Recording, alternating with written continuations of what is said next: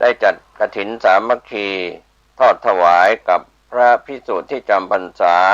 ณพุทธมณฑลเชียงใหม่อำเภอดอยรอจังหวัดเชียงใหม่ตรงกับวันที่3พฤศจิกายนพุทธศักราช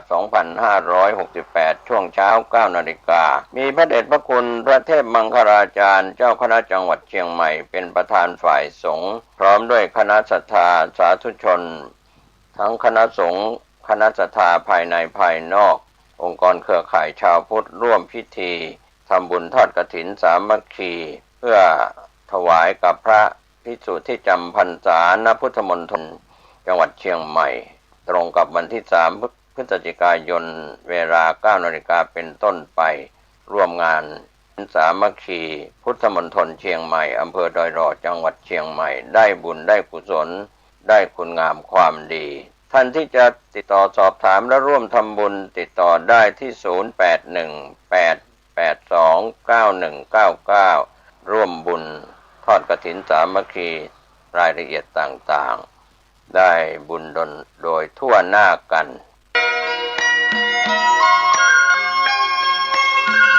ข่าวสารเพื่อการประชาสัมพันธ์การทำทอดกฐินสามัคคีของคณะศรัทธาสามัคคีทอดถวายณวัดพระเจ้าเมงรายตำบลพระสิงห์อำเภอเมืองเชียงใหม่จังหวัดเชียงใหม่ตรงกับวันที่25ตุลาคม2568เวลา 9 นาฬิกาเป็นต้นไปมีพระเดชพระคุณพระเทพมังคลาจารย์เจ้าคณะจังหวัดเชียงใหม่เป็นประธานฝ่ายสงฆ์พร้อมด้วยคณะกรรมการกฐินร่วมเป็นกฐินสามัคคีเชิญท่านร่วมบุญทอดกฐินสามัคคีของวัดพระเจ้าเมงรายตำบลพระสิงห์อำเภอเมืองเชียงใหม่จังหวัดเชียงใหม่25ตุลาคม2568ช่วงเช้า 9 นาฬิกาท่านที่จะสอบถามและร่วมทำบุญติดต่อได้ที่0818829199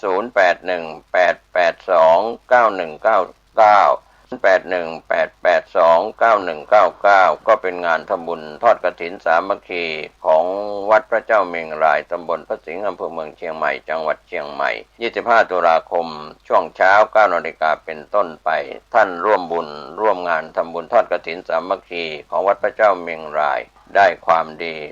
ได้อนุโมทนาได้อานิสงส์อันยิ่งใหญ่โดยทั่วหน้ากัน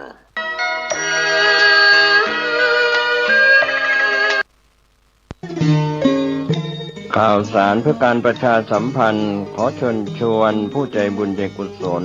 ร่วมทำบุญทอดผ้าป่าสามัคคีประจำปีพุทธศักราช2568เพื่อบูรณะวิหารปูพื้นกระเบื้องไวนิลตารางเมตรละ699 บาทจำนวน150ตารางเมตรทำโครงเหล็กป้องกันนกรอบวิหารราดพื้นเททรายล้างหน้าวิหารราวบันไดเหล็กสแตนเลสทาสีรอบวิหารเปลี่ยนระบบไฟฟ้าปรับปรุงทัศนียภาพวิหารบูรณะปฏิสังขรณ์ถาวรวัตถุภายในวัดทอดถวายณวัดดอนตันตำบลเหมืองแก้วอำเภอแม่ริมจังหวัดเชียงใหม่ตรงกับวันเสาร์ที่1พฤศจิกายนพุทธศักราช2568ช่วงเช้า 9 นาฬิกา 39 นาทีเป็นต้นไปก็ขอเชิญชวนศรัทธานักศีลนักบุญทั้งหลายร่วมงานบุญทอดผ้าป่าสามัคคีครั้งนี้เพื่อบูรณะวิหารปูพื้นกระเบื้องไวนิลรวมไปถึงทำโครงเหล็กป้องกันนกรอบวิหารราดพื้นเททรายร้างหน้าวิหารราวบันไดเหล็กสแตนเลสทาสีรอบวิหารเปลี่ยนระบบไฟฟ้าปรับปรุงทัศนียภาพวิหารบูรณะปฏิสังขรณ์ถาวรวัตถุภายในวัดดอนตันตำบลเหมืองแก้วอำเภอแม่ริมจังหวัดเชียงใหม่เสาร์ที่1พฤศจิกายน2568นี้เชิญท่านร่วมงานร่วมบริจาคได้บุญได้กุศลโดยทั่วหน้ากัน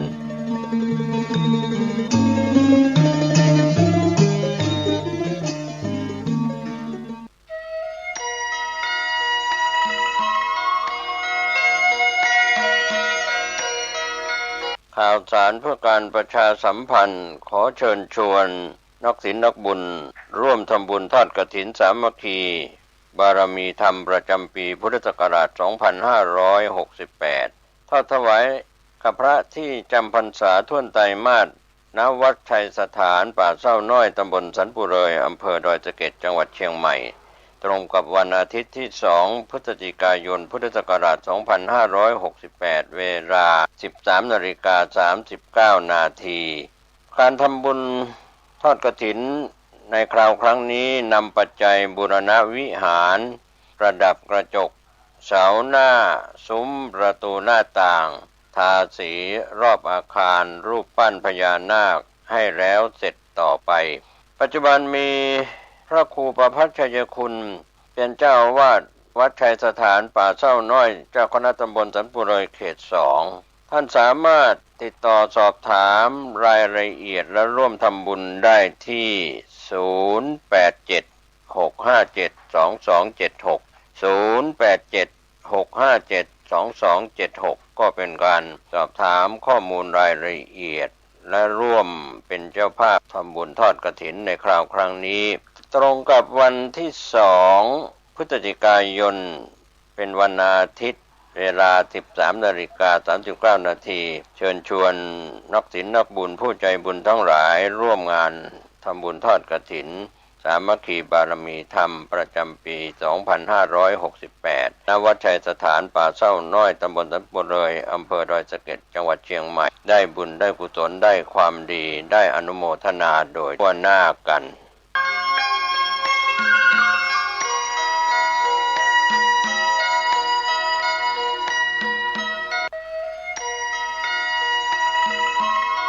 ข่าวสารเพื่อการประชาสัมพันธ์งานทำบุญทอดกฐินสามัคคีทอดถวายกับพระภิกษุที่จำพรรษาท่วนไตรมาสของวัดบ้านเราพระเจ้าตาเขียวตำบลบ้านเรือนอำเภอป่าซางจังหวัดลำพูนมีพระครูภาวนาโสภิตไฝปัฒนาผู้ช่วยศาสตราจารย์ด็อกเตอร์เจ้าอาวาสวัดบ้านเราพระเจ้าตาเขียวเป็นประธานกรรมการฝ่ายสงฆ์มีที่ปรึกษาเป็นประธานที่ปรึกษาคุณแม่ประกอบสุริยจันทร์คุณชาวริศสุริยจันทร์คุณยายสุดท้ายครังชำนาญคุณชาครณลำปางเป็นประธานที่ปรึกษานอกจากนั้นก็มีประธานของการทำบุญทอดกฐินมีคุณชรินทิพย์จันทิวารีพร้อมครอบครัวท่านที่จะร่วมบุญผ่านบัญชีธนาคารออมสินหรือสแกนผ่าน QR Code ชื่อบัญชีวัดบ้านเราเลขที่บัญชี020471980522ติดต่อร่วมทำบุญได้ที่0969525159ท่านพระครูภาวนาโสภิตไฝปัฒนาผู้ช่วยศาสตราจารย์ด็อกเตอร์เจ้าวาดวัดบ้านเราพระเจ้าตากเขียวก็เป็นงานทำบุญทอดกฐินสามัคคีเพื่อสมทบทุนสร้างศาลาพรหมสิทธิ์วัดบ้านเราพระเจ้าตากเขียวอาทิตย์ที่19ตุลาคมนี้ช่วง 9 นาฬิกาเป็นต้นไปเชิญท่านร่วมบุญร่วมอนุโมทนาในบุญทอดกฐินของวัดบ้านเราพระเจ้าตากเขียวได้บุญได้ความดีโดยทั่วหน้ากัน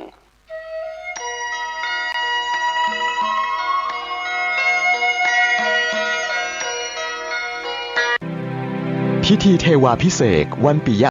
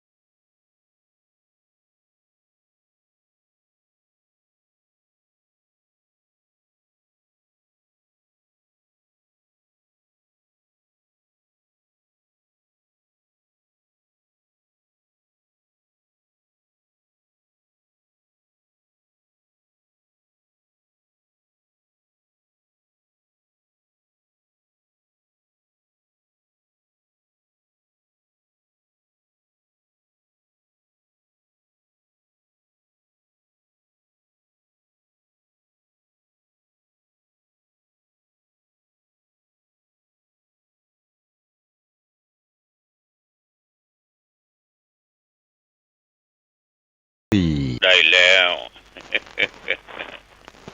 ใกล้คันละก็มาพบปะกันอีกเช่นเค